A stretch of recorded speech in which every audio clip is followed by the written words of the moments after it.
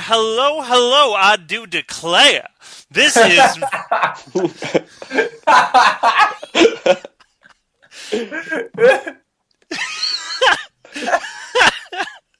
This is Mr. Kelly, joined as always by Mr. Roger and Mr. O'Brien. And this week we discussing the 1922 classic, Whatever Happened to That Crazy Bitch Who Had the Creepy Life-Size Dolls Made of Herself, also known as Baby Jane. Adam's down drinking pints of gin and singing some show tunes. Scott's upstairs popping wheelies, and I've got the vapors after watching some of my old films. So let's discuss. I love that I get to write these intros and make Matt like act for me and shit. I'm gonna put him on like auditions and stuff.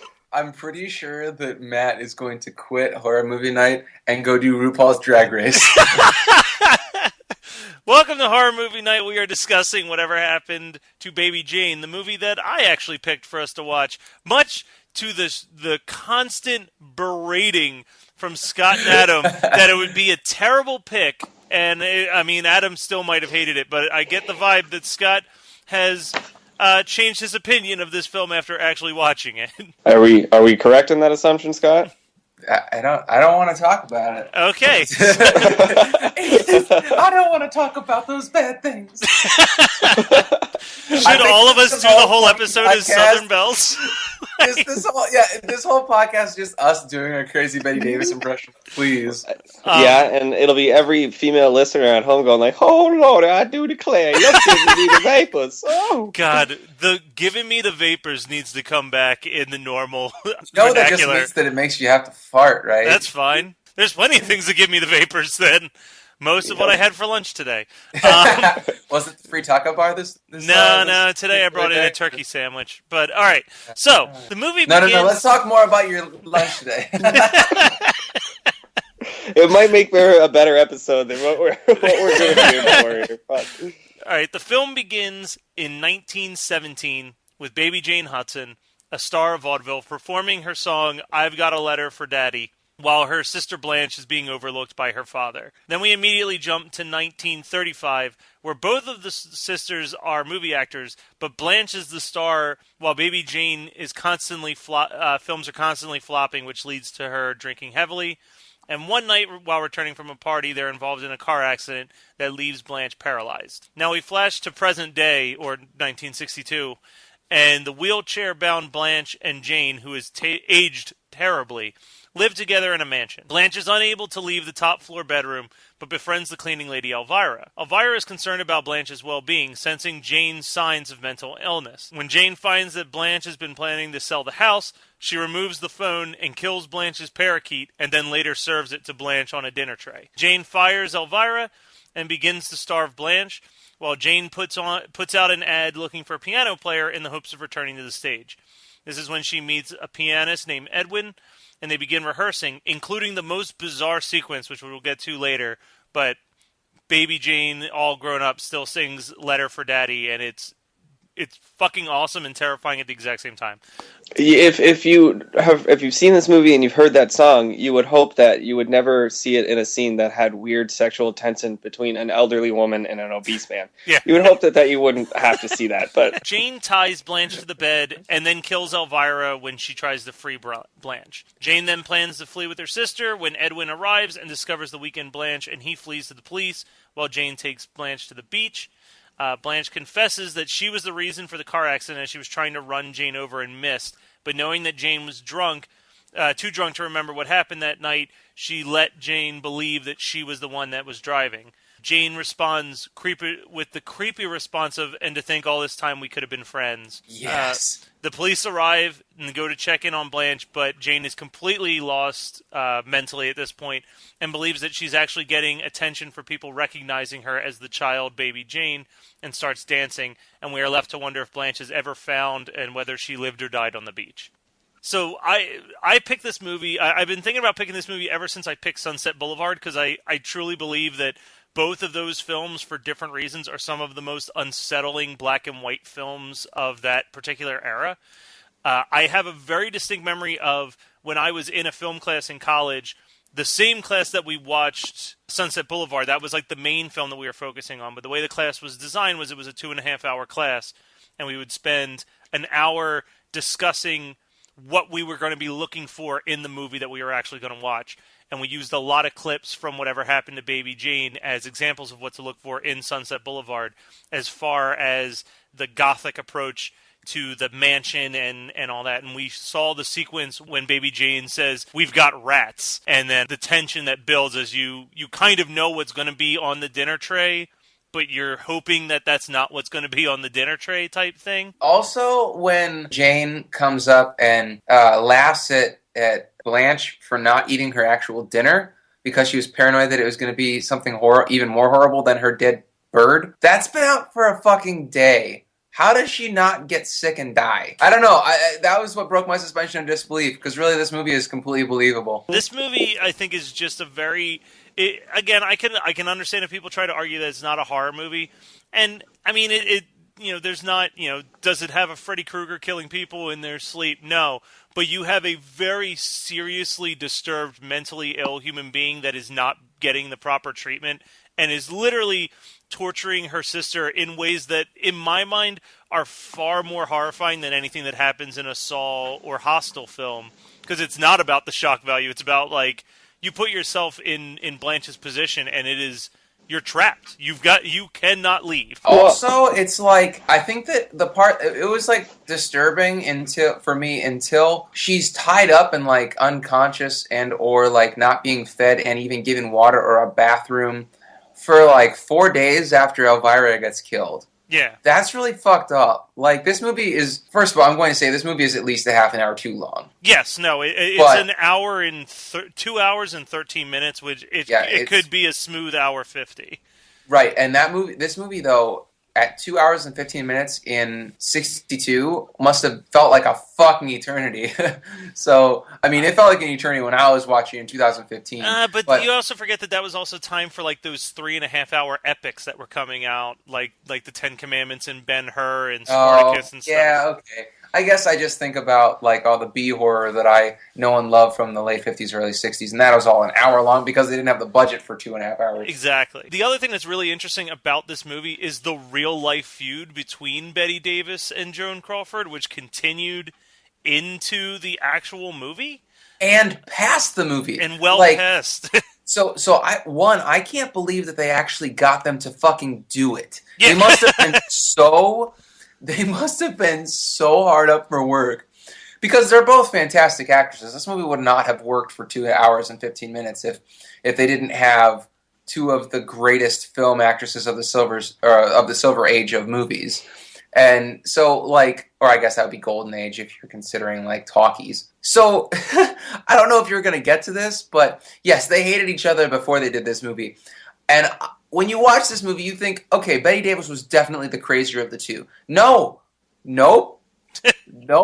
She was actually the sane one, because Joan Crawford was so goddamn crazy, beyond the whole Mommy Dearest thing, which I had forgotten about, but we can get into that in a second. Everybody knows about Mommy Dearest, I'm assuming. Yeah. I don't think as many people know about the fact that when Whatever Happened to Baby Jane got Oscar nominations, Bette Davis was the one who got the actress nomination, not Joan Crawford. That incensed Joan so much that she went around to all the other women who were up for Best Actress and offered to accept their Oscar in place of them if they couldn't make it.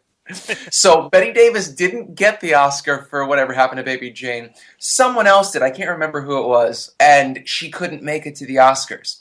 And so she had Joan Crawford accept it in her place. And that just like, all that did was, Bette Davis was like quoted as saying something along the lines of, if I would have won, that would have meant millions of dollars for our picture. Joan couldn't see past wanting to see me lose. It's crazy. It is really crazy. Like, Joan Crawford, as great of an actress as she might have been, was absolutely batshit crazy. I'm trying to find the one quote. There's a Bette Davis quote when Joan Crawford died that's like fantastic.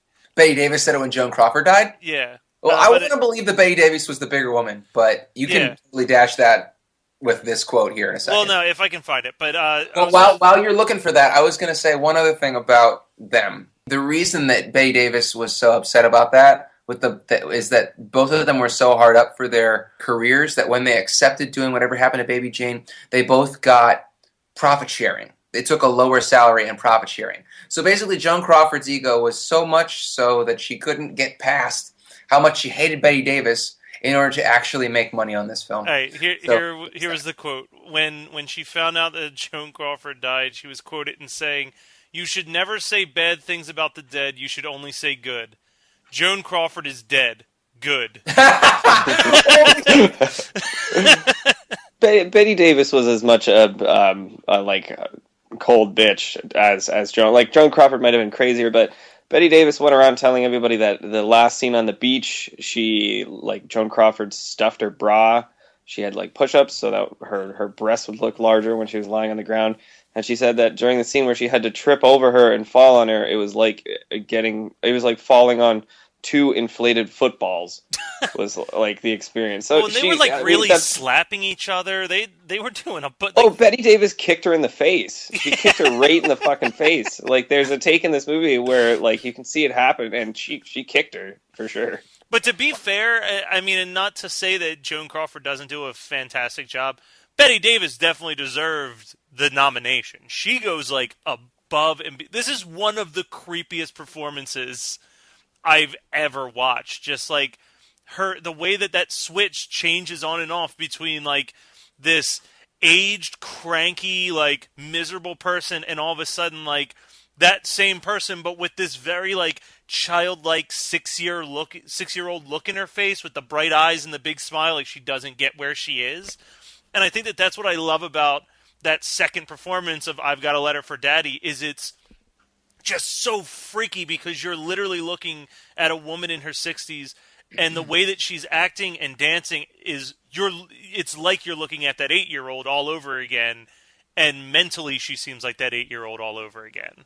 Yeah. Well, also the whole thing is that she's the term Bette Davis eyes. She had those huge eyes, and that was kind of her calling card when she was doing pictures in the 40s or whatever. And I think that what I loved the most about Bette Davis's performance in this film is when her absolute disdain for that nosy neighbor woman.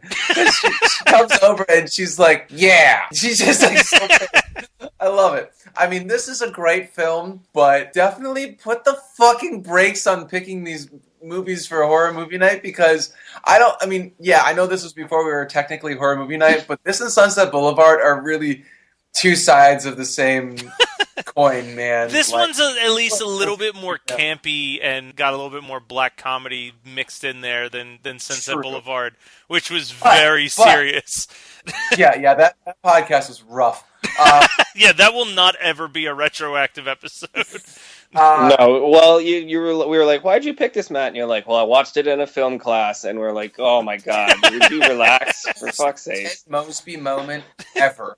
Encyclopedia. So, speaking of how campy this movie is in retrospect, because I understand that there was some camp to it when they first made it, but it definitely comes along with the cult status of it. I was reading the Wikipedia, and there's some subgenre of horror called the psycho-biddy subgenre, and they were talking about it like it was a thing, and it kind of reminded me of Diablo Cody 2 weeks ago trying to make Salty a thing. Psycho-biddy was never a thing. It was basically just people lampooning this fucking movie. No, so I read that same Wikipedia article, and it's it created the subgenre of psycho-biddy, and then if you click that link, it lists 3 movies. I'm like, that's not a subgenre. What? Yeah, I mean, maybe the quote-unquote genre had its pinnacle, its second coming, if you will, with Misery, I suppose. I was going to say, this seems like a precursor to Misery. They didn't even mention it, though. Yeah. That's what bugged me about the Wikipedia. So today, Wikipedia did not make me happy. Well, and this was watching it for this episode was the first time that I actually realized how close the parallels to Misery really felt, because it does feel like a very early draft of Misery in a lot of ways, between the wheelchair and the tying to the bed and the crazed person that every time they're not in the house, you're trying to get to a phone. You're trying to do anything to get someone to come help you, just being completely trapped. But we are getting a little too serious, and whenever we start to get a little too serious, it's always time to throw the notes theme in and get what Adam's opinion is on the movie. Wait, I have one question. Is that fucking buzzer the most annoying sound ever, or is it just... Yeah, I was like, no wonder this woman's gone insane. That You've would drive driven me her crazy. insane. Yeah. 2 hours and 15 minutes of that sound was enough to make me want to kill everybody. Yeah, no, Stephen King was definitely sitting in a hospital bed in Maine when he watched this movie, and that's probably when he started writing Misery, but he's like, you know what? I'm going to change it to a bell, because this is too fucking offensive on the ears. This is terrible.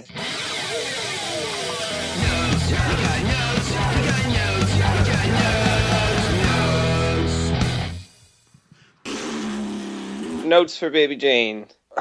We're 3 seconds into the movie. First line is, do you want to see it again? Don't be scared of it, little girl. And I'm like, oof, we're off to a real bad start here. This is not good. Advertising and marketing and entertainment from way back then, it always feels so weird to me, as if, like, people were really okay with being hardcore pandered to like this. It had to have worked. It must have. I mean, that just must have been the times, right? But, like, that Letter to Daddy song is, like, the sappiest, most obvious pandering fucking song I've ever heard. If, like, that kind of stuff was what was popular back then people were idiots. After the show, a young Toulon comes up on stage and drops off his latest masterpiece. He's gotta go catch a boat to Egypt, though. And he's like, I would have given you a different doll, but I had to take a Baby Jane. Best I can do for you. Best I can do for you, my dear. Okay, goodbye. Please play Letter to Daddy. Letter to Daddy. That's my favorite tune. It's positively ghoulish. And then he stepped out the front of the theater and he looked over at the line of Baby Jane dolls and he was like, come along, my friends. And they all got up and walked it. Dude, that would have saved this movie. Seriously. No, it would have saved this podcast, because I did like the movie. So yeah, then it's been a long time since I watched this movie. It must have been years since I watched this movie. I don't know how old I was. I can't believe I sat through the whole thing once before. But yeah, I had forgotten large chunks of it. Like, I remembered how she got crippled and all that stuff. But when the mom is having a conversation with her where she's like, one day you'll be way bigger than Baby Jane, I was like, wow, your mouth is writing checks that your ass can't cash here, lady. Like, you don't promise a small child that. But Like, it came true. That's what I want to know, is like, what magic spell did she cast? You think the mom was reading the scripts and being like, no, Baby Jane, you don't want to do this one. Give it to Blanche. Also, yeah. Blanche. What a shitty fucking name that is. Yeah, there is no huge celebrity named Blanche. I'm sorry. Blanche. Blanche Hudson. I now decree that we must not say her name normally. We must say Blanche. Like the sound of that bell. Yeah. Blanche. Blanche. Baby Jane. You want to know the magic spell that was cast on her? It's called puberty. She got hot. Dude, seriously, Okay. Joan Crawford, so gorgeous. Oh my god, yeah. All those 1950s movie stars were just gorgeous. I like that time. Shout out to reddit.com/r/VGB. I've seen you post there before. I was Yeah, creeping yeah. on your profile. Dude, if I crept on your profile, all it would be was you being shitty on Tumblr and Action, so I don't even do it anymore. Pretty much. I got tired of that. I don't even know what I do on Reddit anymore. I just zone in and then I zone back out. You skip Reddit altogether and go all over to allinternal.com. Yep. I'm actually banned from Reddit for spamming allinternal.com all the time. Hey, listeners, go to allinternal.com. Tell them Listeners, do not do anything that this man tells you to do. We cut to 1935, and they're watching that movie, and the guy's like, Jesus Christ. Oh, this is awful. Hard to sit through this. He then went on to be the cop in Dr. Giggles. Yeah, what was I going to say? I don't know. I didn't think it was that bad. I guess I just didn't understand why he was so upset I didn't with her think it was acting. that bad either, but that's also, I think, it's just supposed to be implied that she sucks. And then, especially the juxtaposition right after of them doing a walking talk, and sucking ass pretty hard. It's like, who are you? Who are you to be judging people's acting? So anyways, now we're in 1962, and both these women are still, like, not even just Jane, like Blanche is very, very childish too. Like, they both act. You know what makes this movie so creepy and weird? It's Jane's, it's her performance as well, but it's also how, like, timid and weird and willing to put up with this abuse that Blanche is as well. It Like, almost feels like it's two sides of a similar coin, because, like, Baby Jane is that kind of bratty but also, like, naive childlike element, and Blanche always seems like the child trying to act more mature than they actually are type thing. Like, you ever see, like, when a kid wants to act like they're more grown up, so they just kind of, they don't know what it's supposed to be, so they're just kind of doing what they've seen in movies. Yeah, and there's a bit of, like, battered wife syndrome mixed in there as well. So it's weird watching somebody with such a childlike disposition have such a grown-up mental affliction. It's very strange. So seriously, who just sits and drinks entire pint glasses of gin? Like, that was giving me, like, Vietnam PTSD flashbacks. So, like, times when I've drank minuscule amounts of gin and fucking regretted it immensely. And this woman apparently is pounding through bottles of it. I'm pretty sure that's scotch, bro. No, when she makes the order, she orders 6 bottles of scotch and 3 bottles of gin. But well, then, I'm sure she's going to have a mixer with that. Nobody's crazy. She's probably mixing the scotch and the gin together. You're probably right. Oh. Well, that's gross than everything in Evil Dead. Yeah, pretty much. Like I said, it's giving me flashbacks. Would you say it's giving you the vapors? Yes, I would. Much like I'm sure that she has the vapors pretty bad if you're drinking that much fucking alcohol. Probably. Dude, I'm pretty sure she hasn't had a solid poop since 1935. No, probably not. So this bird theme has nothing on Monkey Shines. It's pretty weak compared to Monkey Shines. Well, there was no build-up. It was just like, bird got out. Nope, bird's dead. Yeah, pretty much. Would you prefer Blanche lying in bed as the bird just escapes and starts pecking her face? Dude, yes. That would be incredible. I'd watch that all day. I absolutely do want that. Okay, so she fumbles around with the stairs for a bit, and I get why she would be apprehensive to try that. But she stands up at the window. The neighbor is right there, right outside, and she goes like, "Please, you have to help me." Fucking, it's your legs that don't work, not your voice box. Like, shut it, fucking, come on, say something. And then she makes that little note, doesn't even try and make it into a paper airplane. What the fuck? What are you doing? I was totally expecting a paper airplane. Like, what's more conspicuous, a paper airplane or just a rolled up piece of paper? A paper airplane. Like, people are going to be like, oh, what's this? Is this a message in a bottle from someone who's trapped up in the next house? So then we get a dramatic almost eating food scene. That was pretty cool. It was like 45 seconds to a minute of her, like, thinking about eating food, but then not. I feel like that was really just an autobiographical moment for Joan Crawford right there.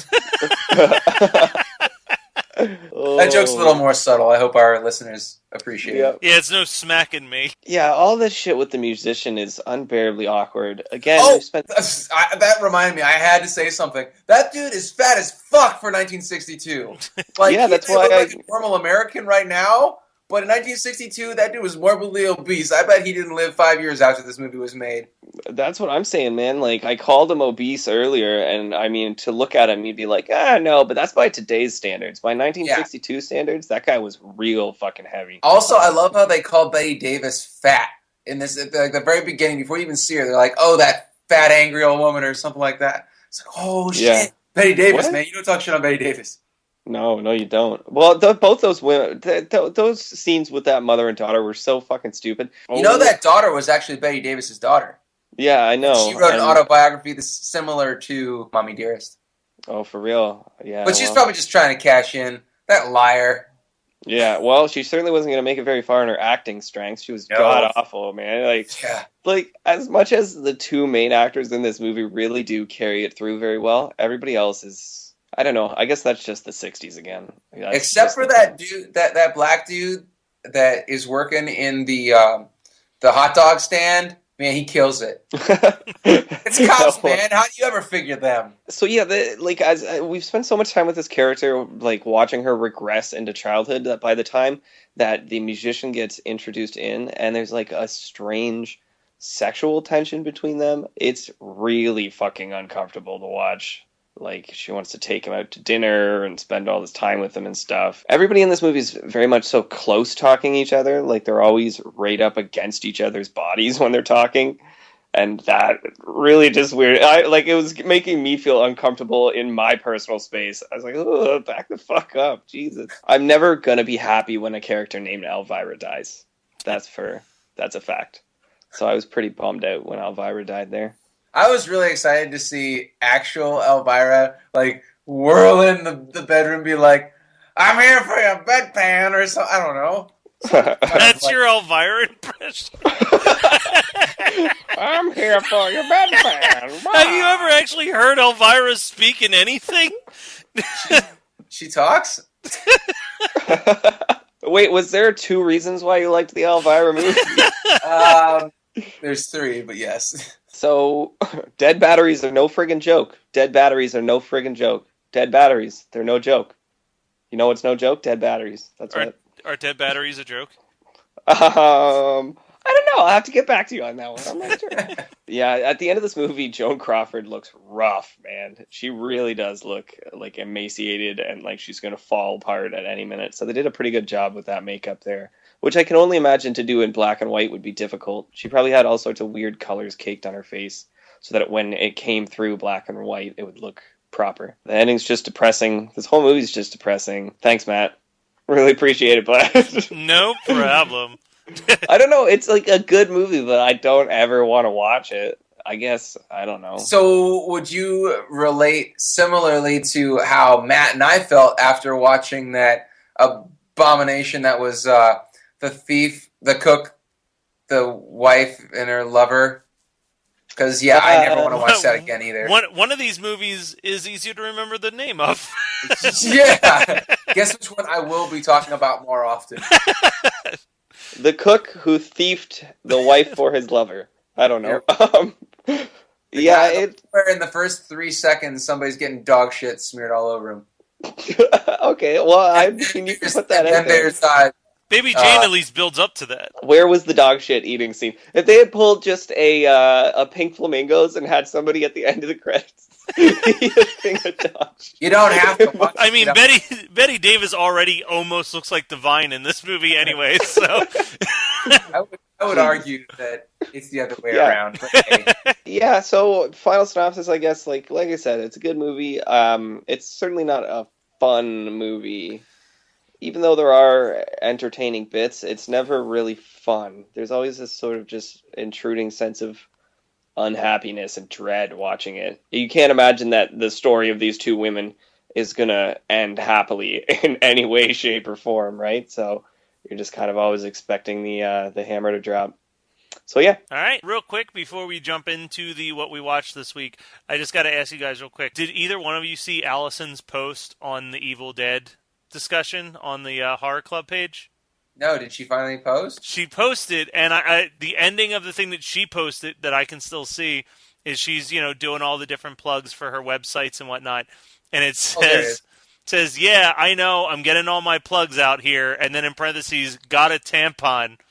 Since I couldn't be on the podcast, it's England over here, and some of us have to work in the morning. JK, I'm just green jello. I love you guys. But yeah, I just want to give a shout out to Allison because she didn't get to be on the Evil Dead episode, but it's pretty awesome that she's making some shout outs to a past podcast in her comment, especially, Scott's movie, showing that she liked Jennifer's body a little bit, I think. Maybe. Did she call us a bunch of gomers?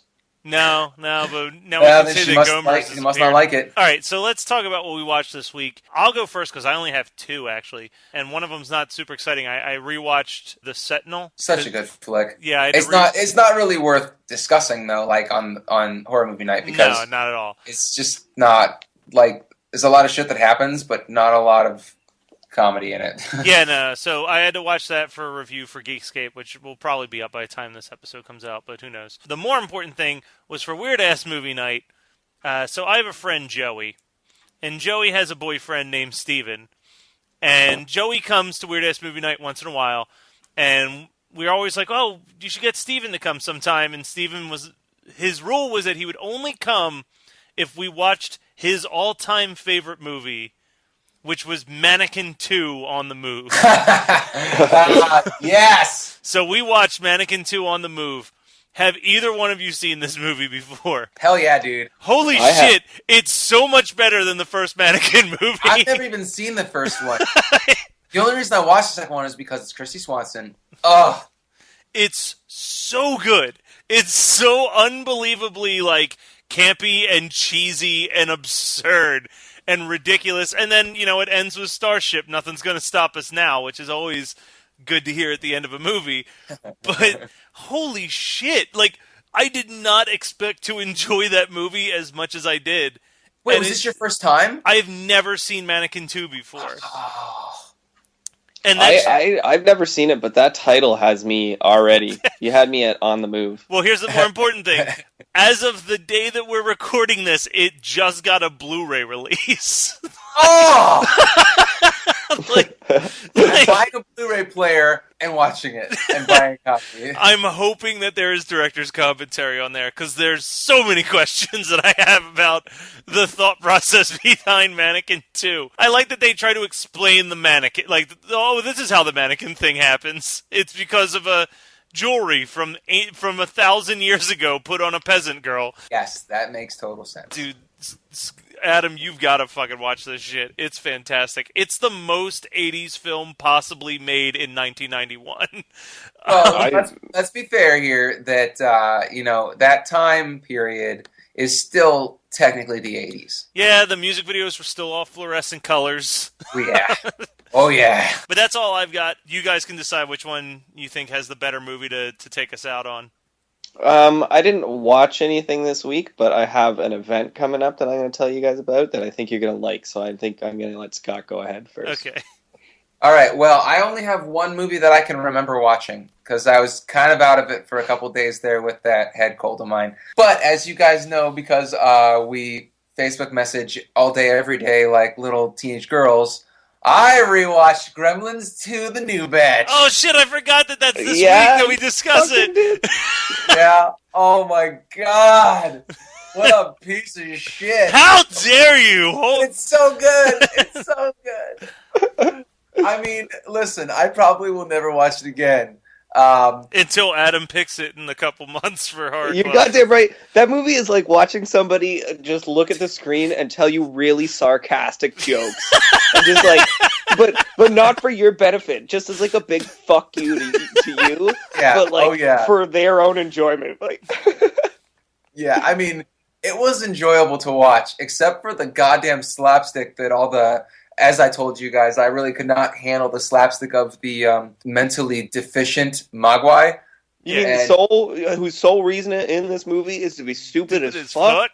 Did you watch it just because I posted that Key and Peele thing on the Facebook page? No, it had been on my short list to rewatch, and I was waiting to watch it with Megan, and then that Key and Peele thing came up, and I was like, Megan, seriously, Vegetable Gremlin? And she's like, I never watched Gremlins 2. And I was like, oh, we're watching it. She's like, Vegetable Gremlin? I'm not watching that. That sounds terrible. And I was like, okay, well, that decides that I'm just watching it by myself. So, yeah, that's why I watched it. I mean, so Key and Peele, yes, had something to do with it, but the vast majority of it was just because I could not contain myself anymore and just had to get on with it. But, yeah, the very beginning is okay. I could not stand the Mogwai. Again, they're just so annoying.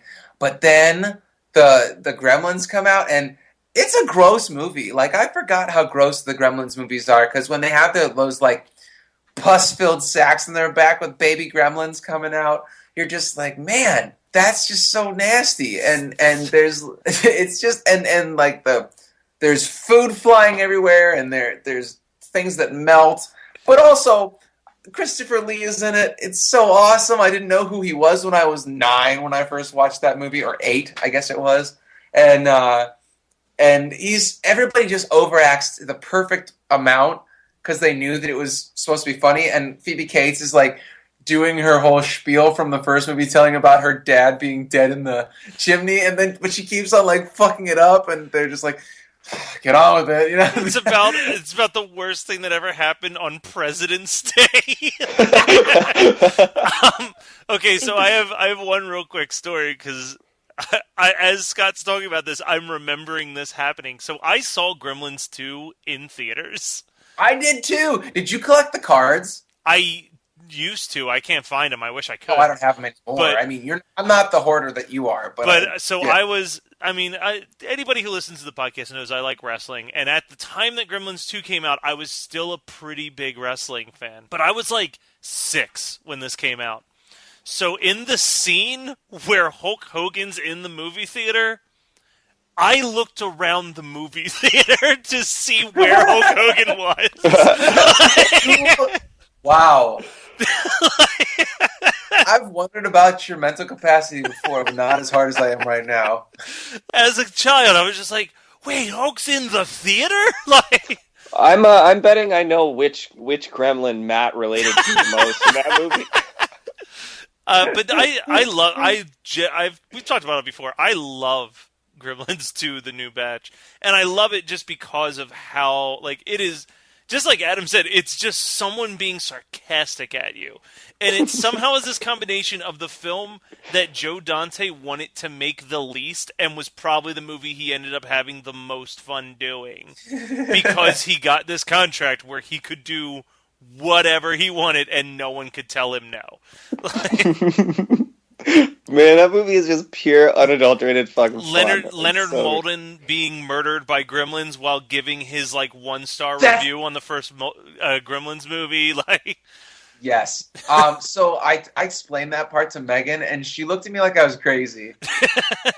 But Leonard Maltin getting killed by gremlins while he's talking shit on gremlins. Come on. So real quick, did you ever hear what happened with the VHS release of that movie? No. Okay, so when they released it on VHS, they changed the Hulk Hogan scene. Because they were like, that won't work on VHS. So they changed it where the VHS tape starts to look like it's being eaten inside the machine. And it does that for like a minute before the gremlins pop up.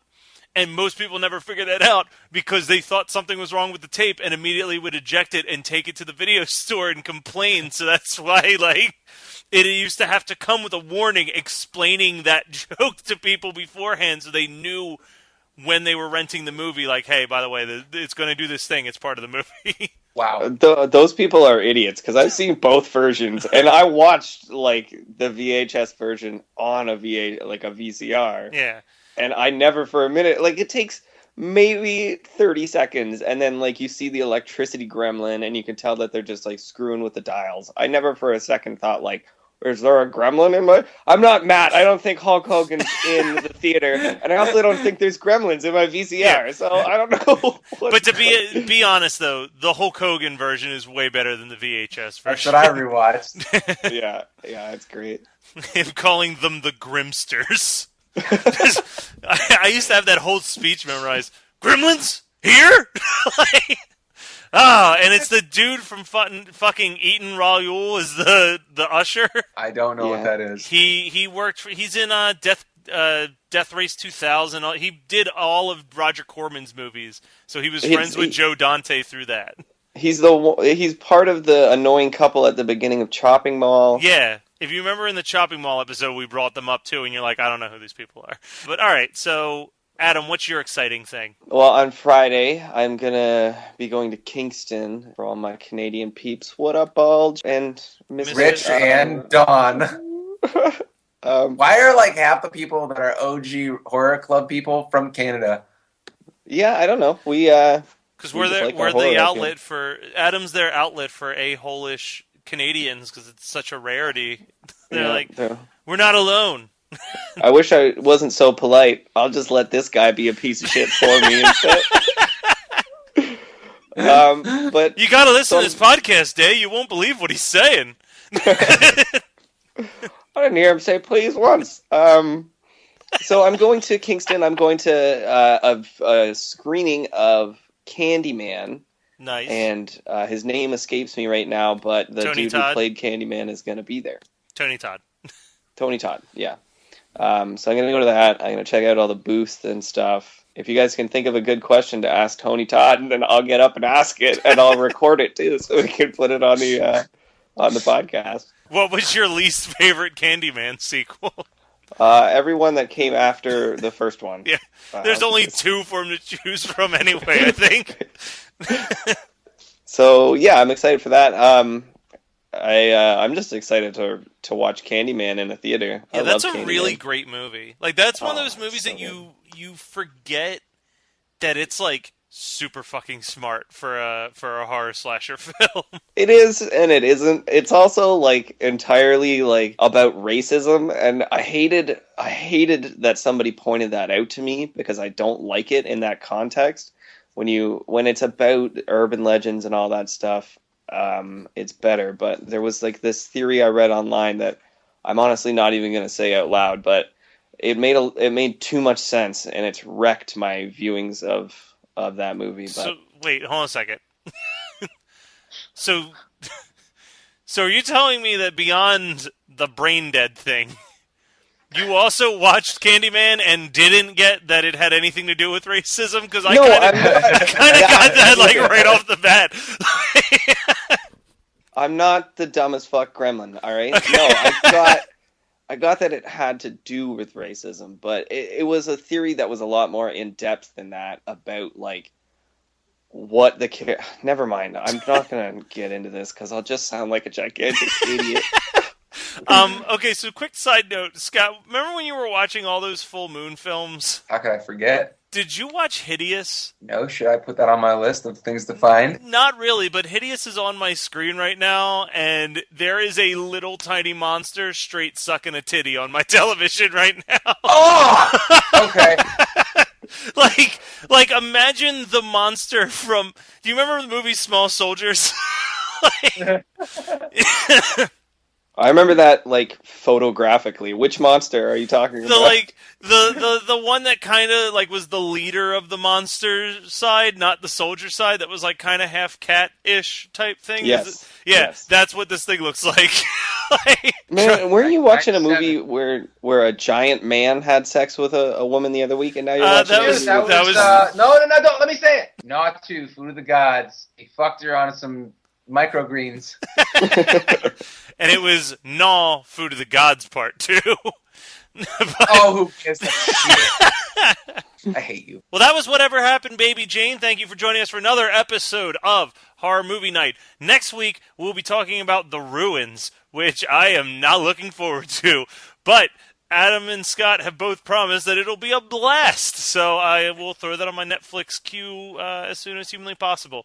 We have And T-shirts now. It's your penance for making us watch Whatever Happened, Baby Jane. Whatever. This episode turned out okay. We have T-shirts now, thanks to Scott. I'm not sure if Scott has any idea where to go to buy those shirts, so I'm going to buy him some time if he needs to figure that out. But don't forget that you can always email us at hmnpodcast@gmail.com. Come and send us some comments on what movies you want to see us review. Throw in some insight. I still would love to do a mailbag episode one day, but again, we would need emails to be able to do a mailbag. So let us know what movies you think we should be talking about. Let us know if you thought that Whatever Happened to Baby Jane was a good or bad idea. Tell us some of your stories of watching this movie as a kid. Did you ever catch this movie as a kid like Adam did? And you're like, how the fuck did I watch this as a kid and not lose my goddamn mind? What's the hardest you've ever questioned your own IQ at a movie theater? I have my answer. I said it about 10 minutes ago. I have no answer. Do you know what the URL is yet for our shirts? No, I don't remember. Okay. It's not fixed yet. Yeah, we'll post a link somewhere to let you know where to get the shirts, and we'll keep you up to date on that. But yeah, if you enjoy our VHS of the Dead design created by Scott, that is essentially what you would be wearing if you bought one of our shirts. We're looking to get a couple more. We really want to get one more question about ghost sex shirt made up. Yeah, one that doesn't infringe on copyrights. Yeah, that's probably a good idea. So that is all for this. Come and check out next week when we are talking about The Ruins.